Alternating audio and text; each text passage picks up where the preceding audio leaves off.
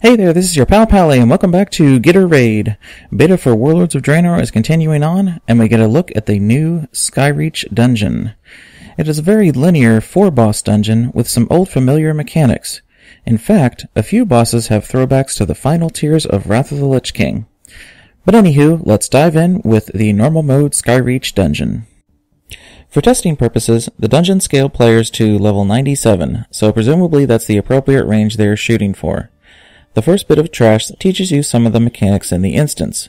Of particular deadliness were these guys who would charge around disorienting you. Even worse, the disorient actually blurred out your screen. Not sure if this is something they're testing out or something you have had all along, but really interesting to see. On some of the larger packs here, it's helpful to do as much CCing as your group has. These guys drop some totems that protect and heal the trash mobs. Focus those down quickly and get to the first boss. This boss is named Ranjit, and harkens back to the Ruby Sanctum mechanics. So he throws out some lines of blades periodically that persist. But the Ruby Sanctum mechanic most recognizable in this arrangement of blades is called 4 Winds. It splits the platform in 4, and the blades rotate around the platform. Obviously, it is helpful to position your group so that you can do healing and DPSing as well as not running into the stationary sets of blades left from the beginning part of the fight. And there's apparently supposed to be some fire trails that can happen here, but I didn't see them.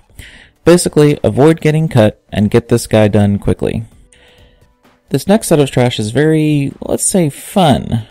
The first guy comes out, and in both groups I did this with, the tank died quickly. I'm not sure what was to be done, if this guy is to be kited, but it did end up with the DPS kiting him all around the previous boss's platform while people ran back after death. I probably missed something simple here, but anywho. After that annoying guy, you either go left or right. Doesn't matter which, but pulling either group should again involve CCing some of them and pulling the others away down the stairs. Next up, you'll arrive at Arachneth. He's a fun one. He will periodically energize a construct on the edge of the room. This construct will shoot a laser beam at the boss. If it's allowed to charge up the boss with that laser beam, you'll be in trouble later. Basically, that laser heals him and gives him a damage buff stack to his big AoE move called Burst. If he has too many stacks, he'll wipe you quickly. To prevent the stacks, you might realize that you should take the beam from the construct, but recognize that it does a steady bit of damage.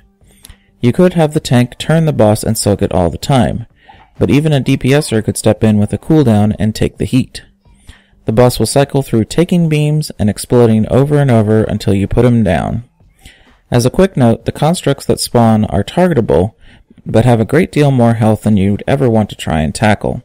So just handle the beam and you'll be good to go. Now, there's a bit of trash here leading up to the next boss.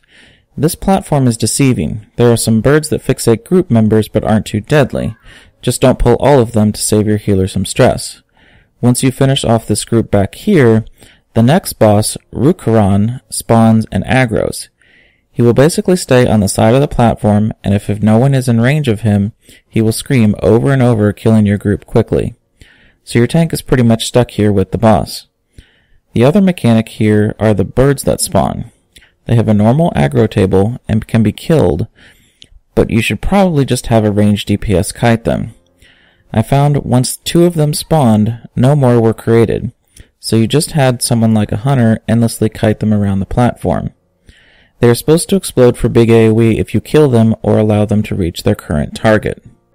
And now you're in the home stretch, but before you get to the last boss, you have a little Funland type pathway here. Basically, you are pushed by this wind, and it attempts to get you pushed off the platform. Don't DC here. Just follow the path along with whatever speed boosts you can. Periodically, the birds will smack you a little, but all in all, the whole thing didn't seem deadly.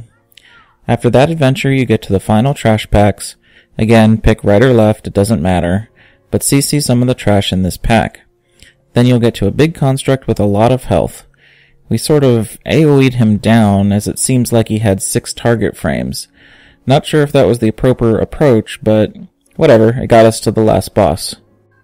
The last boss of the instance is called High Sage Virix.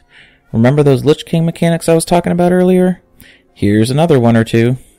Well, first off, he has an I-beam like fire laser, just like Kolgarn from Ulduar, so watch for that and all the fire it creates. Next up, he will alternate summoning 2 different adds. The first will grab you and try to throw you off the edge of the platform, just like the Valkyries on Lich King. This Solar Zealot here can be slowed, stunned, etc. And just like on Lich King fight, you'll want to be as far away from the edge of the platform as possible. Make sure to focus these guys and group up to free up your group members. The other add type will shield the boss from damage. You'll want your tank to interrupt that shielding and keep it locked down while your groups AoEs down the add and the boss. Just keep alternating killing the adds and the boss and you'll get this down. I DC'd before I could complete this last fight, but the Dungeon General didn't seem to have any additional important mechanics here except an interruptible nuke called Solar Burst from the boss. And that's all for your Get a Raid preview of the Skyreach Dungeon and Warlords of Draenor beta. Hope you enjoyed it, and please leave a comment, like, and share the video if you found it helpful. As always, subscribing is also awesome. Until next time, have a good one.